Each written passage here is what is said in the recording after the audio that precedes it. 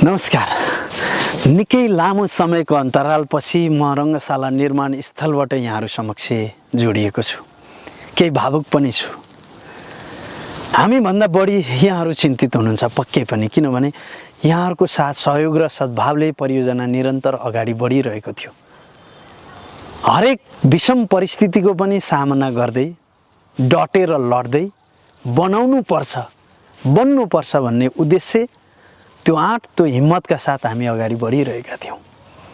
तर विडम्बना, दुःखको कुरा भनौँ, विगत 4 महिनादेखि रङ्गशाला निर्माण अभियान रोकिरहेको छ। हिजो कोभिडको त्यो महामारीमा, त्यो चर्को डर र त्रासको बिचमा पनि हामी एक रत्ती पनि विचलित नभइकन निर्माण अभियानलाई अगाडि बढाइरहेका थियौँ। लकडाउन भयो, त्यो अवधिमा पनि हामी काम गरिरहेका थियौँ। कुनै पनि चाडपर्व आयो, अब हामीले विश्राम लिनुपर्छ, आराम गर्नुपर्छ, रमाउनुपर्छ, रमाइलो गर्नुपर्छ, हामीले भनेनौँ।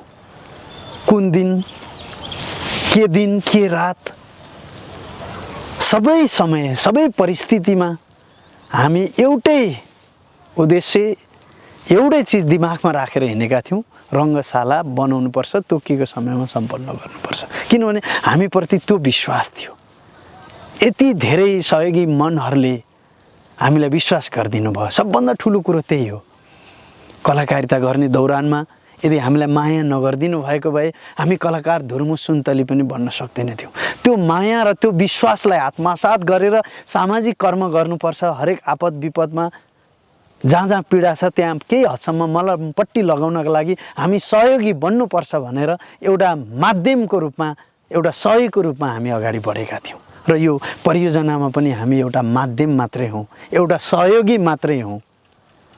र त्यो भावनाले हामी अगाडि बढेका हौँ। र तपाईँहरूको विश्वासलाई हामी कतै पनि कुठाराघात गर्नु हुँदैन भन्ने उद्देश्यले एक रत्ती विचलित नभइकन अगाडि बढेका थियौँ।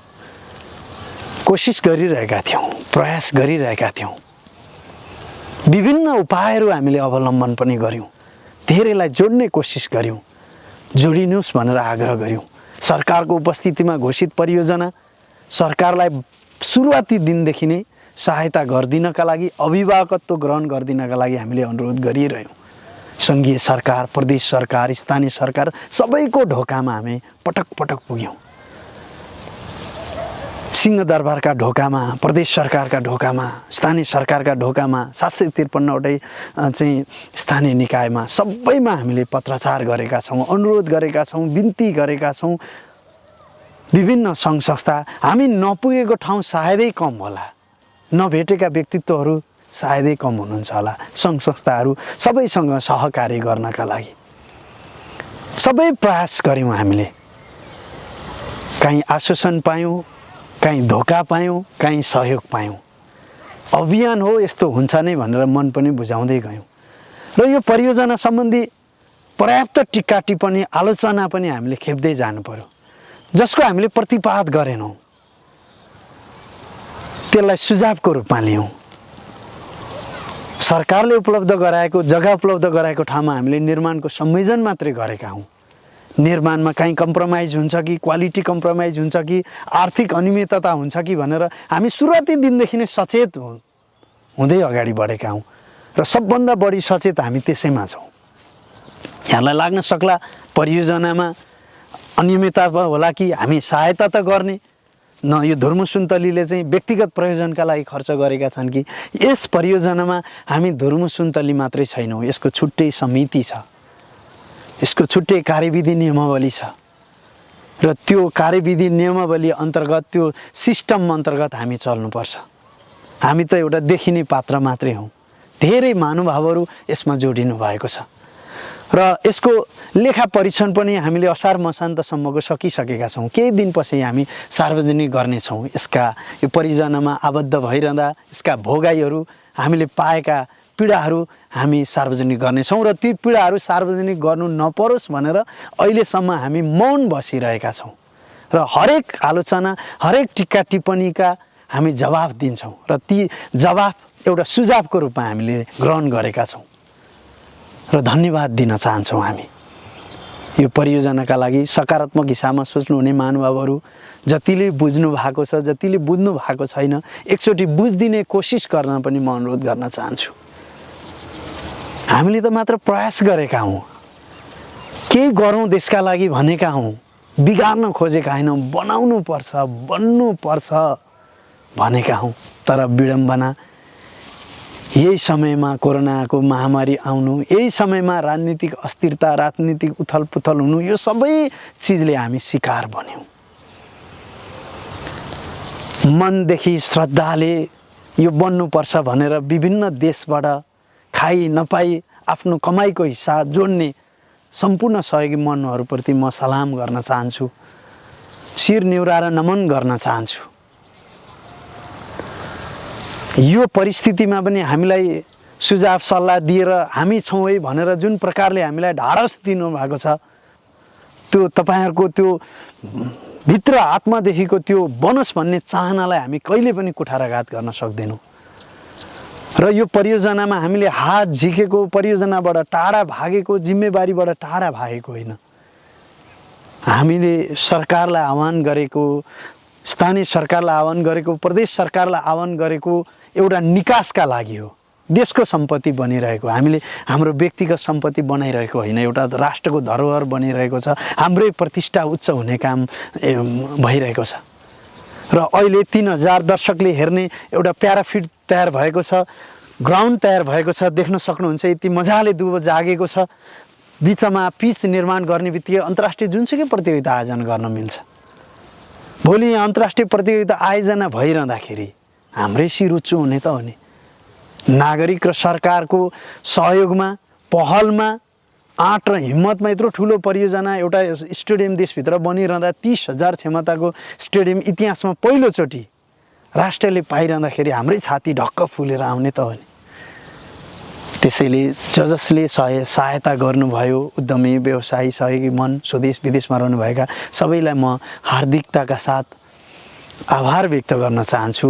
र यो अभियानमा एकचोटि हामीले प्रयास गर्ने हो भने, एकचोटि हामी फेरि पनि जुर्मुराउने हो भने, एकचोटि हामी सबैजनाले चाहिँ यो बन्नुपर्छ भनेर आवाज उठाउने हो भने अबको 6 महिनादेखि वर्ष दिनभित्रमा इतिहासमा पहिलोचोटि 30,000 क्षमताको अन्तर्राष्ट्रिय मापदण्डको रङ्गशाला नेपालले पाउने हो, देशले पाउने हो।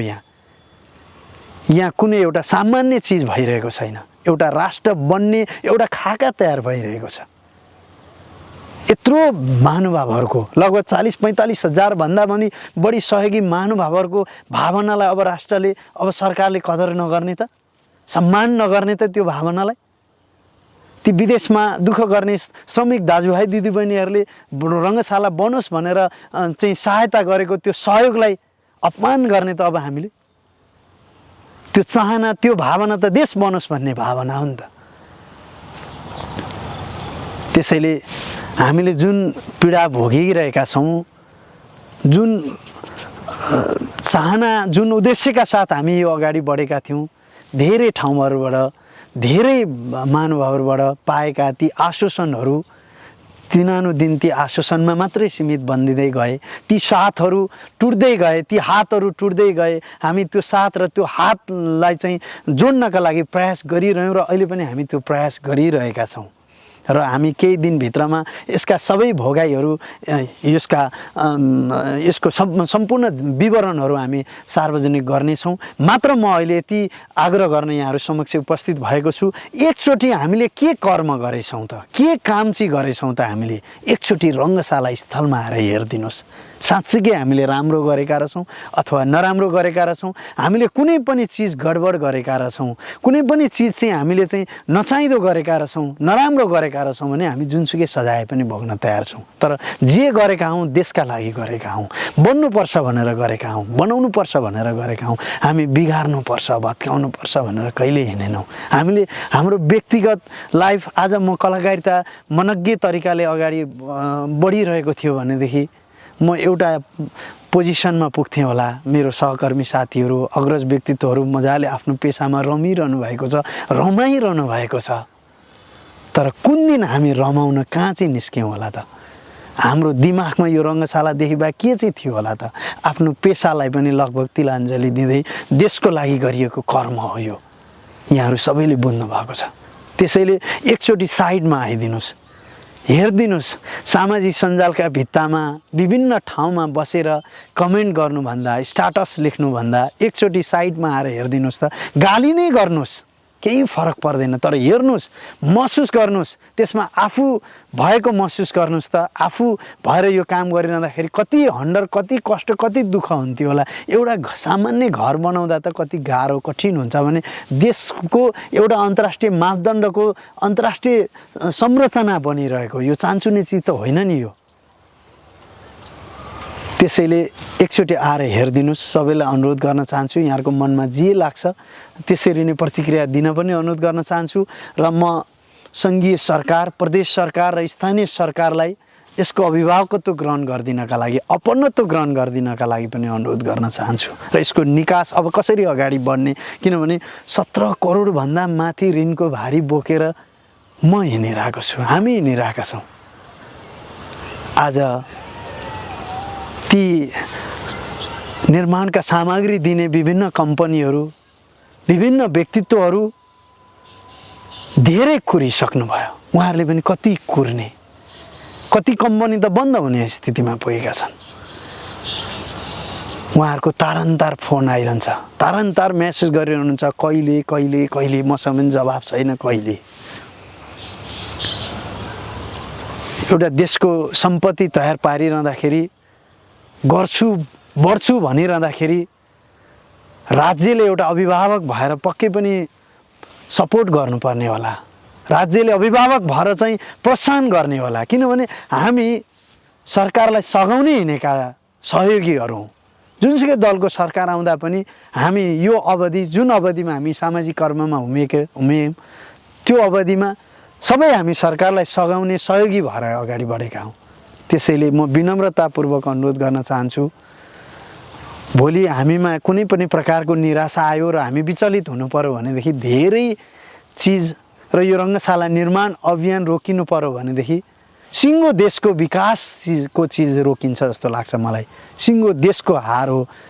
विकास निर्माणको चिज देश कहिले बन्दैन भन्ने कुराको एउटा सुरुवात हो जस्तो लाग्छ। त्यसैले देश बनाउनु छ, राष्ट्र बदल्नु छ, सबैले यसको मनन गर्नुभएको छ, सबैको त्यो चाहना छ, त्यो उद्देश्य छ। त्यसैले सम्पूर्ण सहयोगी मनहरू, सम्पूर्ण उद्यमी व्यवसायीहरू एकचोटि यो रङ्गशाला बन्नुपर्छ भनेर आवाज उठाइदिनुहोस्। एकचोटि यो बनाउनका लागि एकैबद्धता जनाइदिनुहोस्। हामीले नै यसलाई बनाउनुपर्छ होइन, जसले नेतृत्व गरेर बनाए पनि हुन्छ। भोलि यहाँहरूको चाहना सरकारले बनाइदिए हुन्छ, हामी सरकारलाई कै नेतृत्वमा बनाउन पनि सहयोगी भूमिका निर्वाह गर्छौँ। जसले बनाए पनि, जसले नेतृत्व गरे पनि इतिहासमा नेपालले रङ्गशाला पाउने हो, देशले रङ्गशाला पाउने हो। गौतम बुद्ध अन्तर्राष्ट्रिय क्रिकेट रङ्गशाला राष्ट्रको सान हो, राष्ट्रको प्रतिष्ठा हो। त्यसैले आउनुहोस्, यो अभियान सम्पन्न गर्नका लागि हामीलाई सुझाव दिनुहोस्, सल्लाह दिनुहोस्, प्रतिक्रिया दिनुहोस्। अब कसरी अगाडि बढ्नुपर्छ यहाँहरूकै सुझाव सल्लाह अनुसार हामी अगाडि बढ्नेछौँ।